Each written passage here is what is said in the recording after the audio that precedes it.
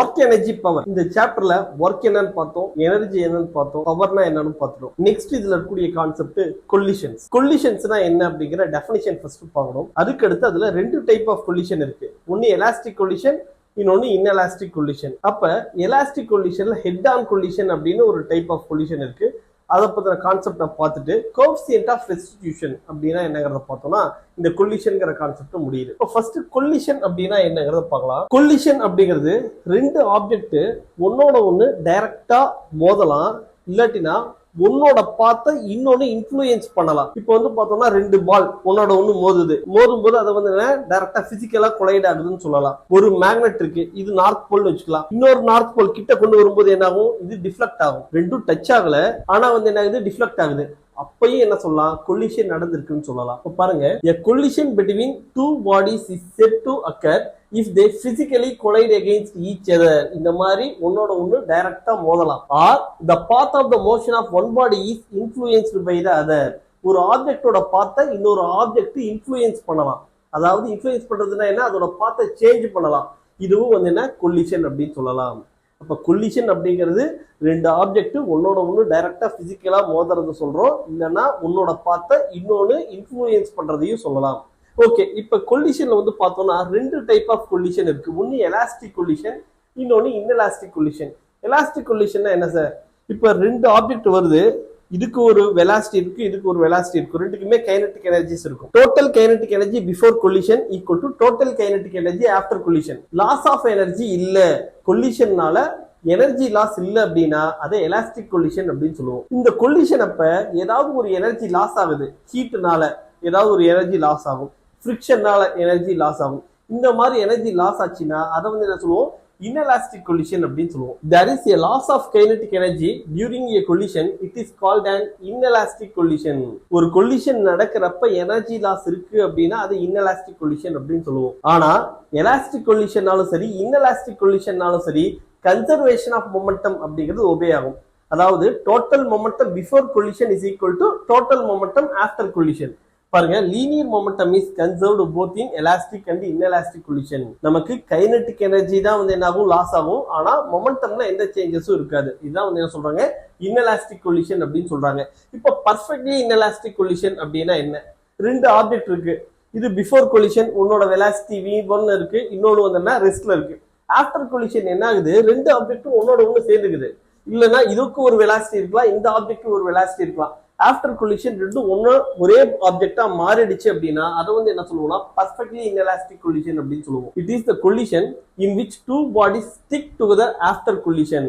கொல்லிஷனுக்கு அப்புறமேட்டு ரெண்டு ஆப்ஜெக்ட் ஒரே ஆப்ஜெக்டா மாறுறதுக்கு பேர் வந்து என்ன சொல்றோம், பர்ஃபெக்ட்லி இன்எலாஸ்டிக் கொல்லிஷன் அப்படின்னு சொல்றோம். அப்ப ஃபர்ஸ்ட் என்ன பார்த்தோம், கொல்லிஷன் அப்படின்னா என்னன்னு பார்த்தோம், இன்எலாஸ்டிக் கொல்லிஷன் என்னன்னு பார்த்துருக்கோம். அதுக்கு அடுத்து பர்ஃபெக்ட்லி இன்எலாஸ்டிக் கொல்லிஷன் என்னன்னு பார்த்தோம்.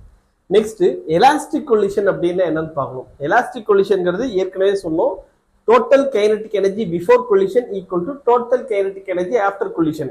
That is there is no loss of kinetic energy, there is no loss of energy அப்படின்னா அதை வந்து என்ன சொல்லலாம், எலாஸ்டிக் கொல்லிஷன் அப்படின்னு சொல்லலாம். பாருங்க, if there is no loss of kinetic energy during a collision it is called an elastic கொல்லிஷன்.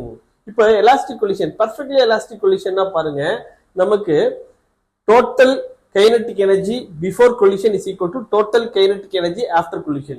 அதே மாதிரி linear momentum before collision is equal to total linear momentum after collision. இந்த மாதிரியான கண்டிஷன் சாட்டிஸ்ஃபை ஆச்சுன்னா அதை வந்து என்ன சொல்லலாம், பர்ஃபெக்ட்லி இன்எலாஸ்டிக் கொல்லிஷன் அப்படின்னு சொல்லலாம். Head on collision or one dimensional collision அப்படின்னா என்ன, ஒரு ஆப்ஜெக்ட் போய்கிட்டே இருக்கு, பின்னாடி இன்னொரு ஆப்ஜெக்ட் ஒரே ஸ்ட்ரெயிட் லைன்ல வருது, இதோட வெலாசிட்டி கம்மியா இருக்கு, இதோட வெலாசிட்டி அதிகமா இருக்கு, இது போயிட்டு இது மோதினதுக்கு அப்புறமேட்டு இதுவும் அதே டைரக்ஷன்ல டிராவல் பண்ணும், இதுவும் அதே டைரக்ஷன்ல டிராவல் பண்ணும்.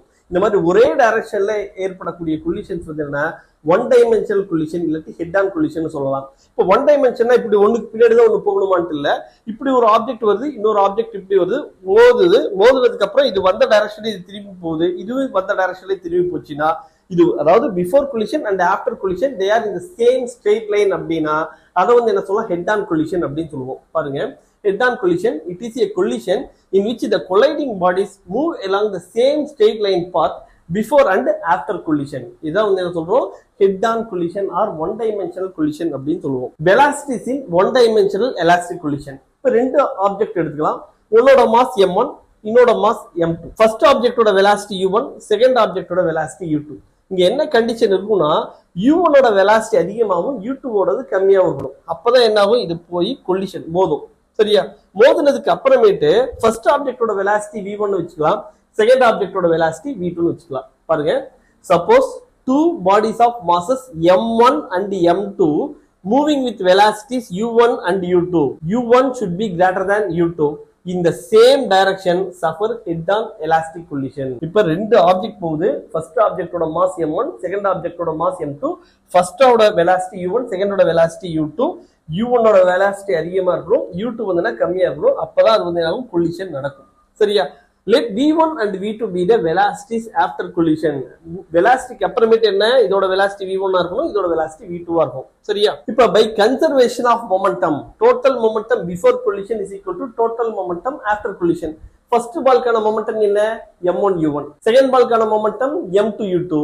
அப்ப டோட்டல் மொமெண்டம் பிஃபோர் கொலிஷன் பார்த்தா m1 u1 plus m2 u2 சொல்லலாம். ஆஃப்டர் கொலிஷன் இதோட மொமெண்டம் பாருங்க m1 v1, இதோட momentum m2 v2. Total momentum after collision பார்த்தா m1 v1 plus m2 v2. அப்ப என்ன சொல்லலாம், கன்சர்வேஷன் ஆஃப் மொமெண்டம் படி m1 u1 plus m2 u2 equal to m1 v1 plus m2 v2 சொல்லலாம். அதே மாதிரி total kinetic energy before collision பார்த்தா இதோட kinetic energy பாருங்க half m1 u1 square, இதோட kinetic energy half m2 u2 square. அதே மாதிரி after collision இதோட kinetic energy half m1 v1 square, இதோட velocity இதோட kinetic energy half m2 v2 square. அப்ப பாருங்க, according to conservation of kinetic energy, total kinetic energy before collision is equal to total kinetic energy after collision. சரியா? இப்ப இந்த ரெண்டு ஈக்குவேஷனையும் solve பண்றோம்னு வச்சுக்கோங்களேன், நம்ம சிம்பிளா என்ன கொண்டு வரலாம், velocity of approach is equal to velocity of separation. velocity of approachனா என்ன, u1 minus u2. u1 ஓட velocity அதிகமா இருக்கு, u2 கம்மியா இருக்கு. after collision v1 ஓட velocity வந்து கம்மியா இருக்கும், v2 வந்து அதிகமா இருக்கும். அப்ப u1 minus u2 equal to v2 minus v1. இதை என்ன சொல்றாங்க, velocity of approach is equal to velocity of separation அப்படின்னு சொல்றோம். after collision இந்த ஃபர்ஸ்ட் பாலோட velocity v1 ஓட வேல்யூ பாருங்க m1 minus m2 divide by m1 plus m2 into u1 plus 2m2 divide by m1 plus m2 into u2. அதே மாதிரி second பாலோட velocity பாருங்க, இதே ஈக்குவேஷன் தான் இருக்கும். ஆனா வந்து பாருங்க, இங்க m1 minus m2 இருக்கா, இது வந்து பாருங்க இங்க m2 minus m1 வந்துரும்.